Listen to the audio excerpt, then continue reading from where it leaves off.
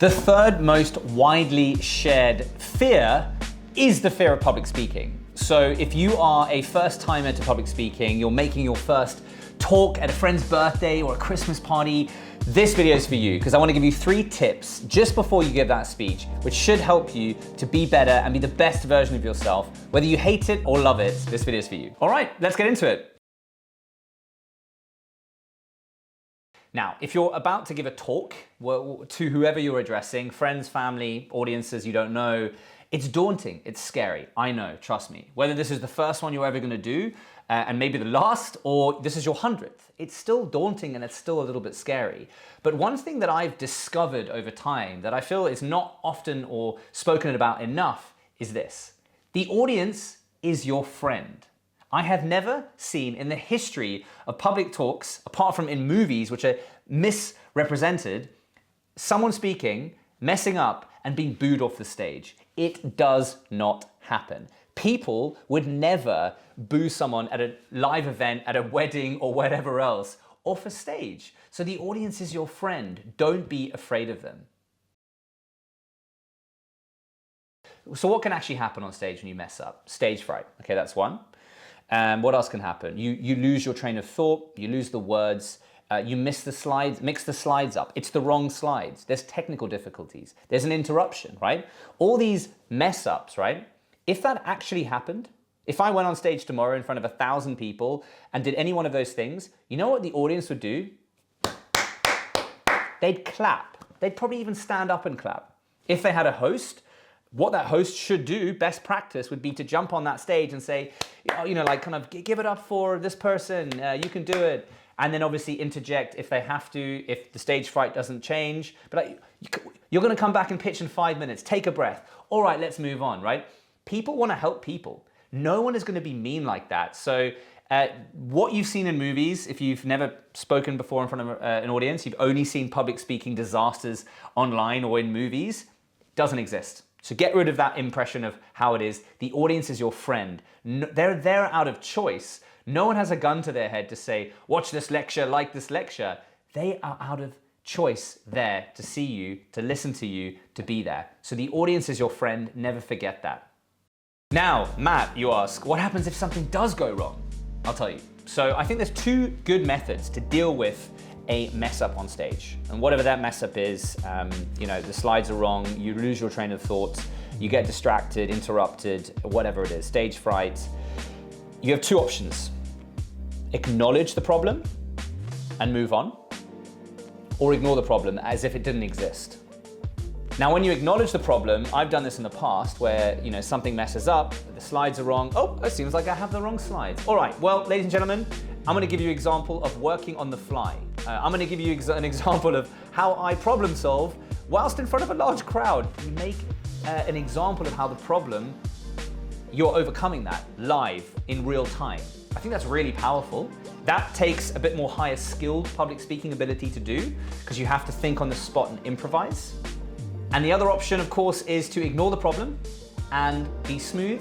It requires you to be a bit smoother so you can just sort of cruise on and sort of ignore it and don't get flustered. Because trust me, I know the natural human reaction to an issue when you're in that high stakes environment is to panic. It's to feel like all of a sudden my face is red and I'm sweating and I'm like, geez, I felt like this alarm system in my nervous system go off to say run, run, run, run, run. Literally, I felt that, trust me, on far too many occasions. But if you face a problem like that, you know, and you choose to ignore it and move through it, that's a good strategy just to sort of like act like, hey, the show goes on, nothing's wrong here. Because I will give you a major tip. And I learned this after 6-7 years of public speaking. Nobody knows the script but you. Meaning, if you go off script, you're the only one who knows you've gone off script. The audience isn't there going, okay, yep, that's that sentence, that's that paragraph. Oh, he skipped a sentence, he skipped a... They don't know. So as far as you're concerned, and then they're concerned, you could just keep smoothly ignoring the fact that you jumped over a section, you missed a point, you maybe missaid something. Just keep going and try to bring it back on track. If you need to take a moment, you can do that, but you can do that by, oh, give me a second here, let me just get this thing. What's your name? How I improvise on the spot sometimes to buy myself time is to interact with the audience. And on that point, I wanted to make a final suggestion, which is break the fourth wall. The fourth wall is a conceptual barrier between myself pitching and presenting to you, you sitting and listening as the audience. That means this is a monologue. I'm presenting a monologue, right? Break the fourth wall, make it a dialogue. Honestly, one of my golden tips to anyone to improve their public speaking is to use the audience as part of your talk. It also means you buy time, you become more engaging, more interactive. The audience has less of a chance to fall asleep, to get distracted, to lose their train of thoughts, whatever it is. If you break that fourth wall, if you use the audience, because they are your friend, as I said, it's so much more powerful to be engaging. Ways you can do that is to ask a question. Sometimes I'll start a talk with, raise your hands if you're a parent in the room. Raise their hands. And you can even make a joke. Yep, you could tell they're the ones with the bags under their eyes. You can make a joke about that, for example. I also help startups to often do that. I've met startups and work with them on their pitches where the founders have opened with a question and finished with a question at the end of their 3 to 5 minute pitch, which was connected.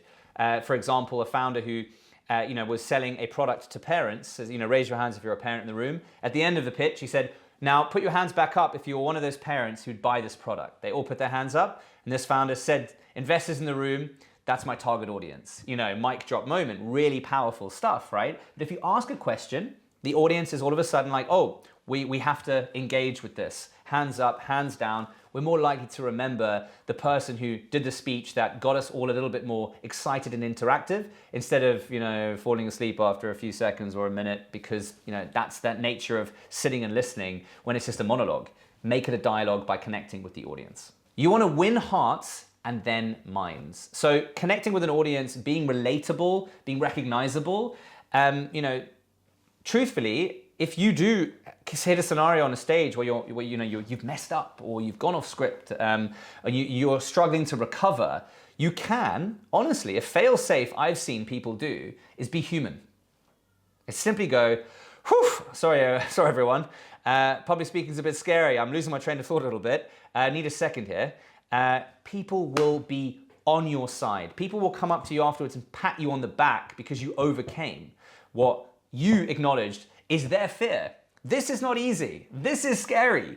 Not gonna go up here and give a perfect word for word executed talk. So be human, acknowledge that. And with my final point, I'll finish with that. Be yourself.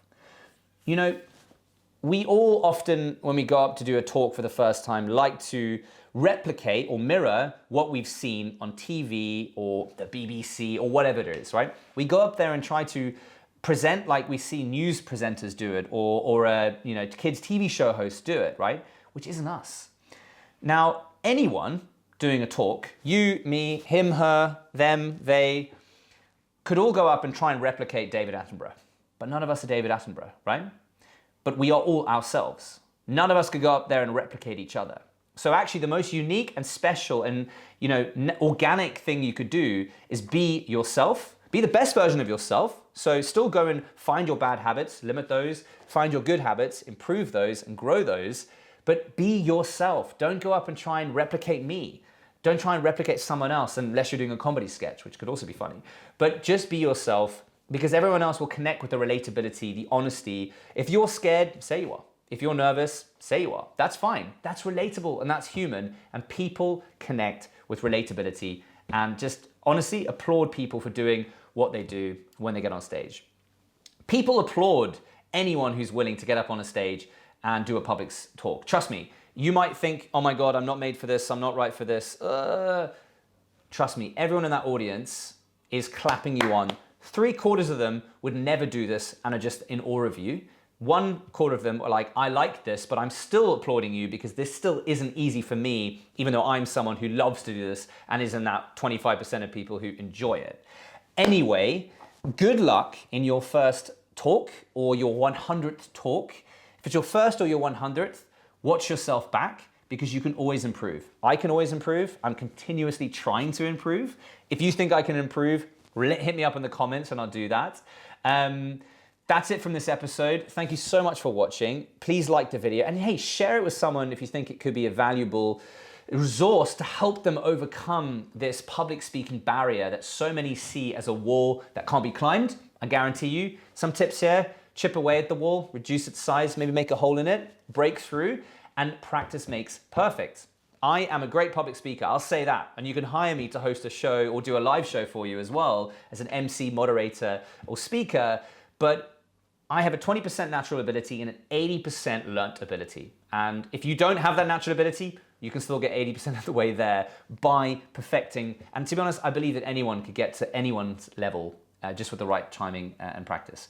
Thank you so much for watching this episode. I'm Matt C. Smith. Do me a favor, please like and subscribe to my channel. Like this video if you enjoyed it. Share this video with someone if you ever know that they're gonna go and do a talk or they're afraid of something like this. I think this video could be helpful. I've got a lot more I could talk about on this topic, which I think I should talk more about. Let me know in the comments if you think I should. Make some more videos about, to be honest, the one thing I love more than anything, public speaking and conveying information in an entertaining and engaging way. If you want to book me for a show, for a lecture on these topics or on the entrepreneurial side of things, please do, mattcsmith.com. You can send a link in there or hit me up on Instagram, mattcsmith_, and I'll see you in the next episode. Thanks for watching. Don't forget to subscribe. Ciao.